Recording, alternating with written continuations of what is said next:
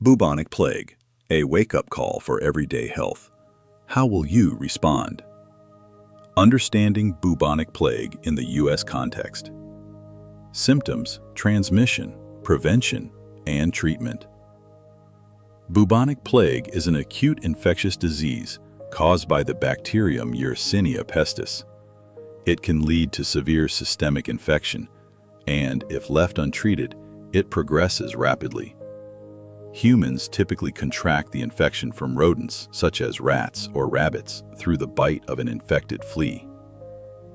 In the U.S., while the disease is rare, certain species of fleas and rodents remain potential reservoirs of infection.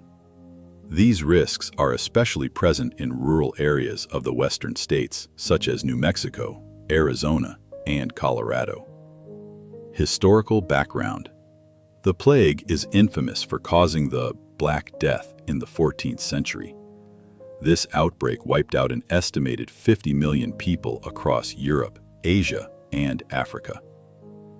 While modern hygiene and antibiotics have largely controlled the disease, isolated cases still occur today. Even though the threat is now controlled, the bacterium still circulates naturally in the environment. Clinical forms of the plague. Plague can manifest in several clinical forms. Bubonic, the most common form, accounting for over 90% of cases. Septicemic, pneumonic, meningeal, cutaneous. Dry, arid climates, common in some parts of the U.S., create favorable conditions for rodent and flea populations. These environments increase the likelihood of sporadic outbreaks. Bubonic form. The incubation period ranges from a few hours to 10 days. Initial symptoms include sudden fatigue, fever, chills, body aches, headache, and nausea. Shortly afterward, patients develop swollen and extremely painful lymph nodes called buboes. These buboes usually appear at the site of the flea bite, often the groin, armpits, or neck. Without treatment, the buboes may become necrotic and rupture. Septicemic plague. This form occurs when the bacteria spread directly into the bloodstream. Symptoms include high fever, abdominal pain, bleeding under the skin, diarrhea, and shock. Septicemic plague can occur as a primary infection or secondary to bubonic or pneumonic plague. If left untreated, it often leads to death within 24 to 48 hours. Pneumonic plague. Pneumonic plague is the most contagious form. It affects the lungs and can spread from person to person through respiratory droplets. Symptoms include sudden onset of fever, chest pain, rapid breathing, cough with bloody or watery sputum, and respiratory failure. Without prompt treatment, death can occur within 1 to 2 days. Cutaneous plague. This is a less common form of plague. It causes skin lesions at the site where the bacteria enter the body. Lesions may start as red patches, then develop into painful pustules and ulcers.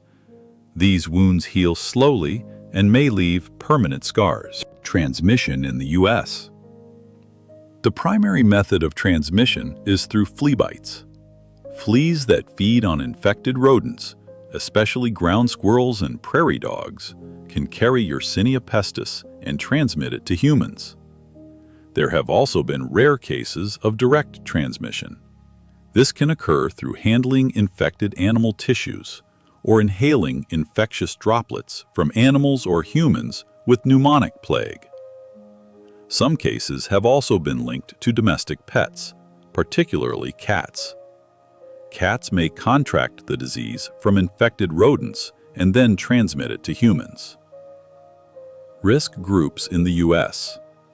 People at higher risk include individuals living or working in rural, rodent-infested areas, hunters, hikers, or campers in plague-endemic zones, pet owners whose animals roam outdoors and may contact infected fleas or carcasses, laboratory or veterinary workers handling suspected plague samples or animals.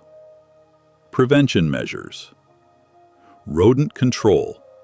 Remove clutter and eliminate food sources around homes. Flea control. Use flea repellents and treat pets with veterinarian-approved flea prevention products. Avoidance.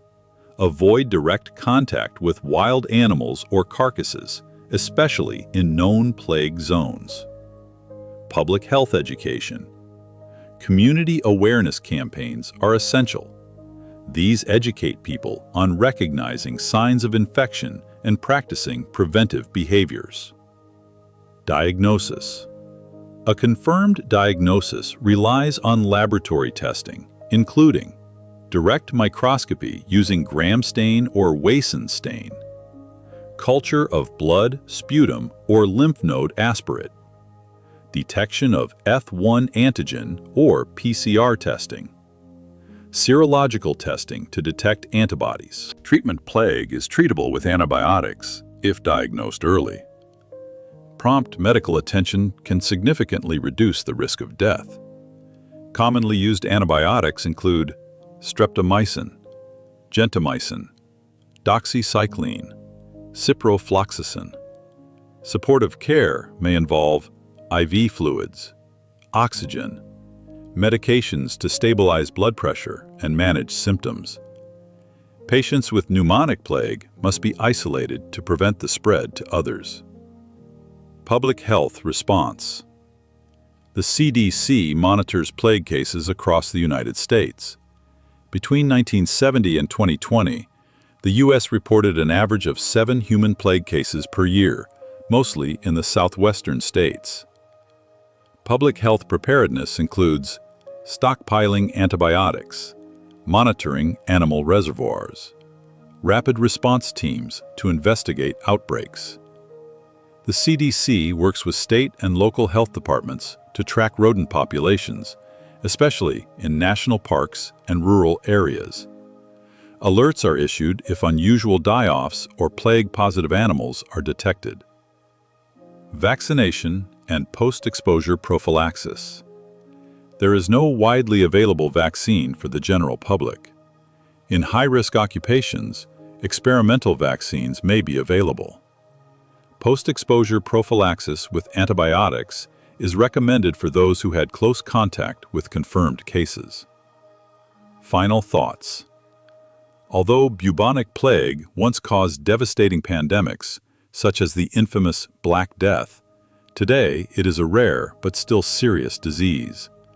Early detection, proper hygiene, rodent and flea control, and public awareness are key to keeping the plague in check in the United States. Everyday health practices. Simple habits matter. Washing your hands after outdoor activities can reduce exposure to harmful bacteria. Caring for pets regularly helps prevent flea-borne infections. Proper food storage keeps rodents away and lowers the risk of indirect transmission. When to seek help. If you experience a sudden high fever and swollen lymph nodes after visiting a plague-endemic area, seek medical attention immediately. It's always better to be safe than sorry. Final reminder. Our modern healthcare system has the tools to treat the plague. What we need most is awareness.